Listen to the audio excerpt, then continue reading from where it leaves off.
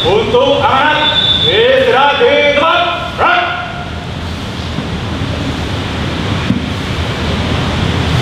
Bismillahirrahmanirrahim. Assalamualaikum warahmatullahi wabarakatuh. Alhamdulillahirabbil alamin. Wassalatu wassalamu ala asyrofil anbiya'i wal mursalin Sayyidina Muhammadin wa ala alihi wa sahbihi ajma'in, amma ba'd. Yang saya hormati Bapak, Ibu, para pimpinan unit, para koordinator, kabar, dan bapak-bapak, ibu-ibu, seluruh peserta apel yang insya Allah dirahmati oleh Allah. Alhamdulillah, pagi hari ini kita bisa melakukan apel awal di bulan Syawal. Minggu yang lalu kita masuknya di Selasa, jadi tidak melakukan apel. Hari inilah apel pertama setelah kita mengikuti puasa Ramadan. Ibu bapak yang saya hormati, selawat serta salam marilah kita sampaikan pada junjungan kita, kecintaan kita dan kecintaan Allah, Habibullah Sayyidina Muhammad Rasulullah sallallahu alaihi wasallam, para sahabat, kerabatnya, dan insya Allah kita semuanya nanti di yaumul hisab mendapatkan syafaat beliau, dan di yaumul akhir kita mendapatkan ridho, maghfirah dan rahmatnya, sehingga akhirnya kita nanti dikumpulkan bersama manusia-manusia yang dimuliakan oleh Allah dan ditempatkan di tempat yang dimuliakan oleh Allah. Amin. Ibu bapak seluruhnya peserta apel yang insya Allah dirahmati oleh Allah. Pertama, untuk kesekian kalinya tidak salah kalau saya mengulang kembali untuk menyampaikan minal aidin wal faizin, taqabbalallahu minna wa minkum taqabbal ya karim. Moga-moga seluruh amal ibadah kita selama bulan Ramadan diridhoi oleh Allah, kemudian kita diberikan kekuatan, diberikan perlindungan dan bimbingan untuk bisa menjaga amalan-amalan yang sudah berhasil kita lakukan untuk diteruskan sampai kita nanti juga akan ketemu Ramadan kembali dan begitu seterusnya. Moga-moga nanti kita dijadikan orang yang bisa memelihara amalan, memelihara seluruh aktivitas kita sehingga tetap dalam ridha Allah, sehingga kita pada akhirnya nanti husnul khatimah insyaallah. Ibu bapak, yang perlu saya sampaikan dalam apel ini ada beberapa informasi penting yang teman-teman kita di pusat terkait atau tidak biasanya juga jadi pusat pertanyaan, sehingga perlu bisa menjawab pertanyaan-pertanyaan ini. Entah itu ada hubungannya atau tidak. Orang di fakultas, di unit kerja itu biasa tahunya, orang di pusat itu tahu segalanya, kan gitu ya. Oleh karena itulah maka saya menyampaikan beberapa informasi berikut untuk kita jadikan bahan, kita bisa menjelaskan pada orang lain. Yang pertama yaitu kebijakan pencairan serapan anggaran sampai dengan bulan Juni 70%. Maksudnya begini, bahwa anggaran yang sudah selama ini kita rencanakan untuk 1 tahun, mulai dari Januari sampai Desember tahun 2023, dari Kementerian Pusat menetapkan akhir Juni atau selesai Juni serapan di seluruh Indonesia itu harus 70% untuk apapun.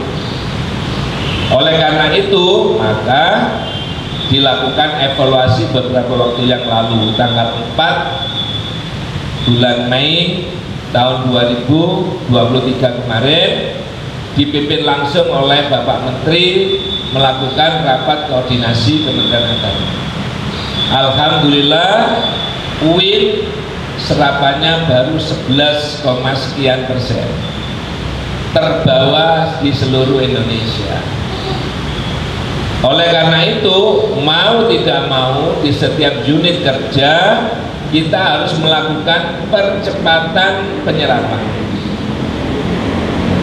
Nah, supaya Bapak Ibu paham, tidak hanya tahu oh 11% kemudian kok bisa. Nah, harus dijelaskan. Kalau kita menjelaskan orang itu harus pinter-pinter membuat tenang orang yang menerima penjelasan tapi merespon. Jangan sampai kita penyampai informasi justru yang mendramatisir, yang membuat situasi yang biasa bisa dilakukan jadi tegang. Kok gini? Itu bukan informan yang baik. Mengapa kita 11, sekian persen? Sebenarnya kalau dilihat dari pencairan yang sama di periode waktu yang sama, untuk jenis anggaran kita itu punya jenis anggaran macam-macam. Ada rupiah murni, itu yang dari pusat langsung kepada kita di APBN, itu memang jatahnya instansi. Ada rupiah murni sama dengan yang tadi, tapi untuk pendamping bila kita ada proyek di UIN ini, kita ada RMP rupiah murni jatah dari pemerintah untuk mendampingi program penyelesaian yang ada di kampus 3 itu SFD, namanya RMP ya. Kemudian kita juga punya anggaran PNBP yang kita hasilkan sendiri di sini, ILU. Dan yang keempat, kita punya PHLN yang fokusnya untuk penyelesaian kampus 3. PHLN itu pinjaman hibah luar negeri. Nah, kalau kita lihat dari serapan hari ini, sebenarnya penyerapan kita itu juga sudah tinggi. Hari ini sudah sekitar 48 lebih, bahkan bisa jadi sudah 55 miliar. Ini sudah besar. Kalau di instansi-instansi yang lain itu kita lihat penyerapan itu yang di atas kita itu cuma 20, 30. Tetapi kenapa kita angkanya besar tapi kok prosentasenya rendah? Karena kita punya kegiatan pembangunan kampus 3 itu yang bantuan dari pinjaman dari luar negeri itu. Untuk tahun ini jatah yang dari PHLN itu hampir 40% mendominasi anggaran kita. Jadi yang asli anggaran kita itu 60%, ditambah dengan yang dari luar negeri tadi itu menjadi 100%. Nah, sekarang yang besar tadi penyerapan itu dari yang asli kita kelola sendiri. Bapak Ibu bisa lihat, kalau yang di sana 40%, yang di sini itu gotean, itu rupiah murni segala macam itu gotean Bapak Ibu. Ngurusi gaji kita segala macam. Itu kan memang ada pengeluaran yang nggak mungkin diselesaikan bulan Juni. Masa gaji jenengan kemudian dibayar sampai Juni aja wis. Mari ngono. Engko liyane diangsur yang boten kan, ya nanti dibayar sampai Desember kan. Hal-hal begitu itu sampai semaksimal mungkin kita lakukan, tidak mungkin bisa melebihi 70%, karena batas waktunya, batas presentasinya 60% kan. Nah, itu yang perlu kita ketahui, sehingga mengapa sekarang pengeluarannya banyak, pencairannya sebenarnya banyak, tapi kok masih serapannya rendah, karena yang PHLN untuk tahun ini belum keluar. Oleh karena itu kita punya 2 strategi. Yang pertama yaitu mengoptimalkan yang ada di fakultas, yang ada di lembaga termasuk LPM dan LP2M, yang ada di UPT, yang ada di pusat sendiri, untuk semaksimal mungkin kita belanjakan kebutuhan-kebutuhan itu di bulan terakhir, bulan Juni. Yang kedua, kita juga memaksimalkan PMU, Pak Habib dan kawan-kawan untuk menyelesaikan pencairan sebesar mungkin sampai di bulan Juni sesuai dengan pelaksanaan pekerjaan yang dilakukan. Nah, kalau dua hal tadi berpadu, maka insya Allah persentase kita menjadi besar. Itu harapannya. Nah, oleh karena itu insya Allah hari ini nanti keluar surat edaran dari Pak Rektor ke semua fakultas, mohon bantuan. Ibu bapak nanti kalau ditanya, kok ada berita gini, kok ada surat begini, bapak ibu bisa menjelaskan dengan penjelasan saya ini ya. Sekecil apapun peran kita diharapkan bisa menjelaskan. Ya harus maksimal. Kalau tidak, Pak Menteri sudah mengancam. Maksudnya bukan mengancam, ancam-ancaman jelek, bukan. Sudah menegaskan. Mengapa sih sampai 70%? Karena tahun ini adalah tahun politik. Dikhawatirkan nanti kalau lebih lambat dari bulan Juni, kita itu sibuk dengan politik, agenda-agenda berubah, nanti penyerapan kita makin lambat begitu. Sehingga diminta untuk maksimal. Nah, oleh karena itu maka nanti kalau ada yang bertanya, mohon langsung saja dijelaskan. Ya, memang harus secepatnya. Karena apa? Pak Menteri sudah menegaskan, siapapun pejabat yang tidak responsif terhadap ini akan dievaluasi. Jelas ya? Itu pertama yang penting untuk kita ketahui. Yang kedua, yang penting juga kita ketahui dan kita jelaskan, insya Allah beberapa waktu yang lalu Bapak Ibu sudah mendapatkan pengumuman hasil P3K. Pasti saat pengumuman itu ada orang yang bahagia, terutama yang dapat, kan gitu ya, dan orang yang kecewa karena belum dapat. Tapi yang jelas diketahui Ibu Bapak, penyaringan P3K kemarin itu betul-betul BKN itu Badan Kepegawaian Negara, itu kemarin tidak mau sedikit pun mengendorkan kriteria, mengendorkan kunci gasnya, mau tidak mau pakai gas kenceng. Sehingga di UIN ini formasi 326 yang baru kemasukan adalah 96. Nah,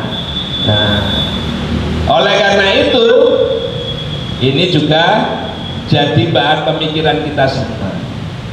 Namun demikian Ibu Bapak nggak perlu terus kok begini. Pemerintah sudah punya ancang-ancang. Kemarin teman-teman di UKH mulai hari Jumat, bahkan sebelumnya sampai dengan hari Minggu kemarin itu tidak nganggur Bapak Ibu. Teman-teman di UKH semuanya lembur. Apa itu? Satu, memasukkan kembali formasi untuk P3K yang akan datang. Jadi setelah ini secepat mungkin akan ada penyaringan kembali P3K. Bahkan teman-teman UKH sudah melakukan strategi semaksimal mungkin, kalau bisa tidak hanya S1 yang bisa terakomodir, kan gitu Bumi ya. Moga-moga juga bisa, walaupun mungkin belum bisa semua yang lulusan SMA, karena ternyata ada formasi-formasi tertentu yang memang SMA-nya itu sejenis SMA IPA, gitu, ada tulisan begitunya. Nah, tapi teman-teman, Mas Bintang, Bu Umi, Mbak Binti, Mbak Norma, Pak Chan, ya saya sebut satu-satu, Mbak Media, itu semuanya sudah semaksimal mungkin memasukkan formasi. Bahkan formasi awal informasinya untuk P3K kemarin itu hanya pegawai, karena memang masuk akal. Sebelumnya itu dosen yang porsinya paling banyak. Ini untuk pegawai. Tapi alhamdulillah berkat pendekatan diskusi terus, akhirnya sekarang dibuka kembali formasinya. Walaupun nanti masih menunggu hasil konfirmasi BKN, artinya Menpan. Moga-moga kita berdoa semuanya diterima, artinya diterima formasinya. Kalau sudah seperti itu, insya Allah bulan Juli itu akan ada seleksi lagi, ya, gitu ya. Siap-siap saja, semuanya diminta. Jadi nanti kalau ada yang ngeluh kepada orang pusat, ini semuanya orang pusat, gimana ini kok begini-begini, nggak usah disebar, nggak usah ditambah. Wih, parah wis, nggak melebu wis sampai nanti, jangan. Pemerintah itu peraturannya juga menyesuaikan dengan perkembangan setiap saat. Nah, diminta saja mempersiapkan diri baik-baik. Semoga saat seleksi nanti hasilnya lebih baik dari seleksi kemarin. Oleh karena itu dimohon saja nanti yang ikut seleksi baik dosen maupun pegawai, kalau besoknya itu akan tes, 1 hari sebelumnya itu yang fresh, jangan kemana-mana, tenang, belajarnya itu 1 minggu sebelumnya, jangan dikebut 1 hari atau 1 malam setelahnya. Itu di dalam kepala kita itu campur aduk jadi satu, besoknya ditanya sudah bingung jawabnya. Karena apa? Seleksi sekarang pakai CAT. CAT itu apa? Saat kita jawab tes langsung keluar Pak penilaiannya, nggak bisa dibohongi lagi. Oleh karena itu beda dengan dulu-dulu yang bisa dirunding di bawah tangan mungkin kan gitu ya. Kalau sekarang itu semuanya faktual. Oleh karena itu satu-satunya ikhtiar yang bisa dilakukan adalah mempersiapkan diri sebaik-baiknya. Jangan sampai tidak keterima kemudian yang disalahkan Bu Umi, gimana kok nggak bisa terima? Oh, kalau Bu Umi maunya semua Mas. Bu Umi itu sampai sekarang badannya nggak besar-besar itu ya karena mikir Bapak Ibu semua kan gitu. Pikiran kita itu, PR kita itu banyak, kalau selesai satu kita sudah enak. Kemudian yang perlu diketahui juga, selain peluang pendaftaran P3K yang segera mungkin akan buka, yang kedua juga CPNS sekarang juga sudah dibuka, sudah dirundingkan maksudnya formasinya untuk UIN juga. Hanya saja bedanya CPNS ini calonnya itu nggak boleh di atas 35 tahun kecuali yang dosen S3 baru boleh 40 tahun. Di luar itu batas maksimal 35 tahun. CPNS itu cari yang kinyis-kinyis memang gitu. Nah, kalau P3K itu bisa di atas 35 tahun. Itu informasi 2 yang mohon bantuan nanti kalau ada yang bermasalah bisa dijelaskan. Kemudian informasi yang ketiga, Ibu Bapak, bahwa UIN Maulana Malik Ibrahim Malang ini sekarang mau tidak mau itu selalu harus bisa mencapai target indikator kinerja utama yang ditetapkan oleh Kementerian Agama maupun Kementerian Keuangan.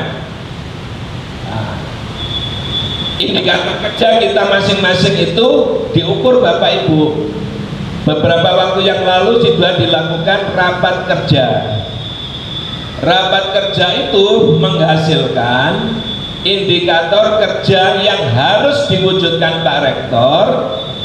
Itu kemarin sudah diturunkan pada pimpinan-pimpinan unit semuanya. Kemudian pimpinan-pimpinan unit diminta melakukan rapat sendiri-sendiri. Kemudian kewajiban indikator kinerja tadi diturunkan kepada bawahannya masing-masing.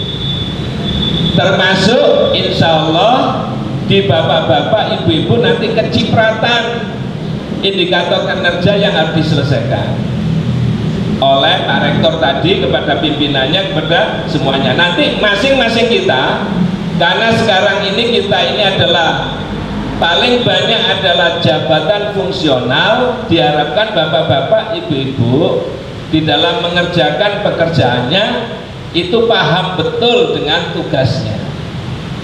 Kalau dahulu orang bekerja itu tergantung perintah.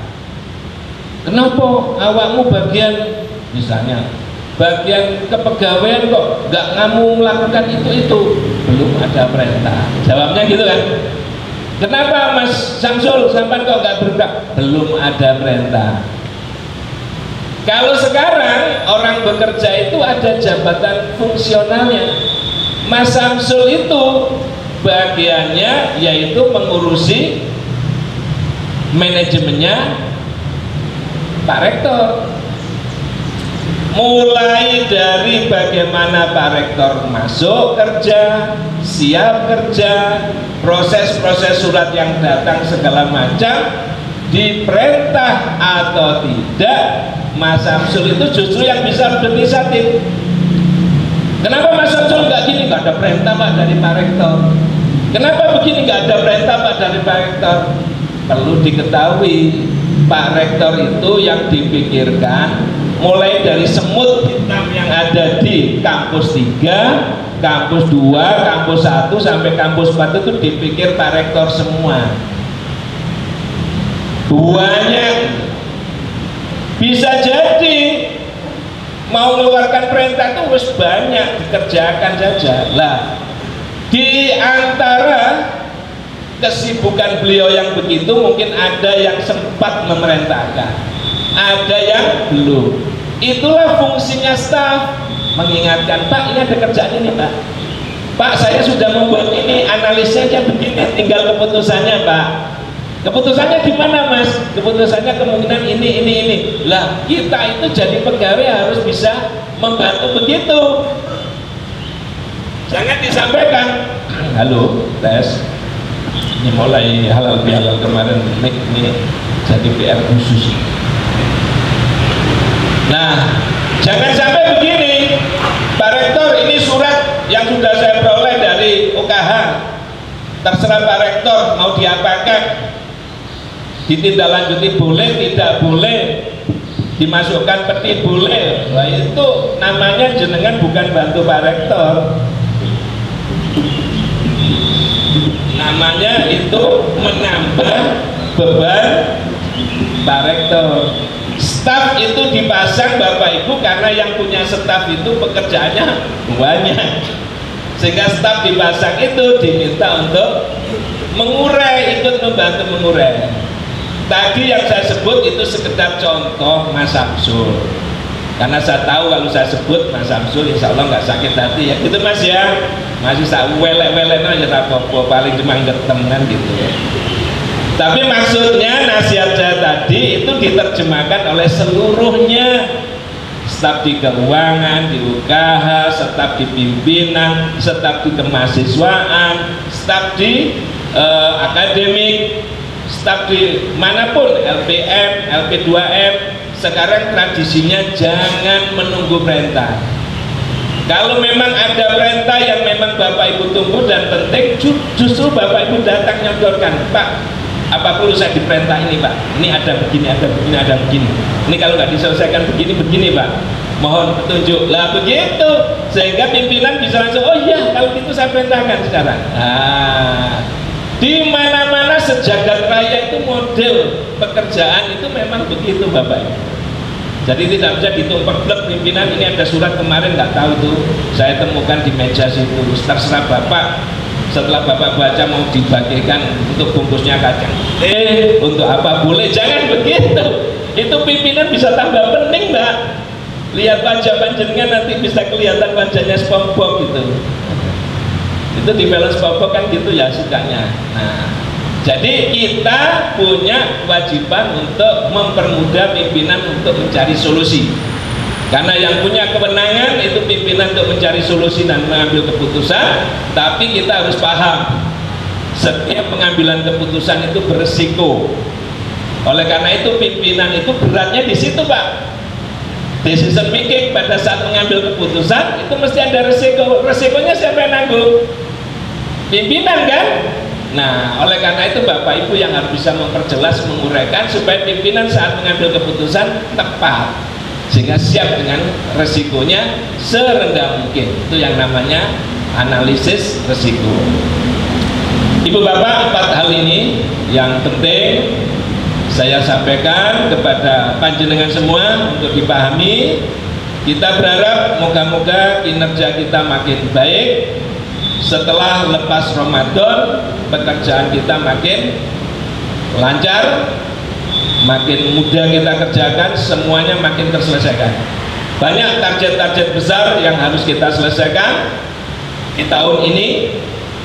Misalnya untuk KUPK kita menyelesaikan urusan berbagai sertifikasi tanah di kampus 2, kampus 3, kemudian akademik juga begitu. Di penelitian itu reputasi internasional, prosentase penelitian yang bertaraf internasional. Kemudian di kepegawaian sekarang ada kenaikan pangkat yang harus secepatnya diupayakan sebelum 30 Juni. Pokoknya sabrek sekarang itu sama-sama datang di waktu yang hampir bersama. Moga-moga kita dikumpulkan oleh Allah, disatukan oleh Allah di UIN ini untuk saling mempermudah. Moga-moga kita disatukan di UIN ini bisa bersinergi, bukan saling menjadi beban, tapi adanya kita itu memudahkan mencari solusi, bukan justru menjadi trouble maker, tapi kita menjadi problem solver, pemecah masalah. Terima kasih, mohon maaf. Wallahu muwaffiq ila aqwamit thoriq. Assalamualaikum warahmatullahi wabarakatuh.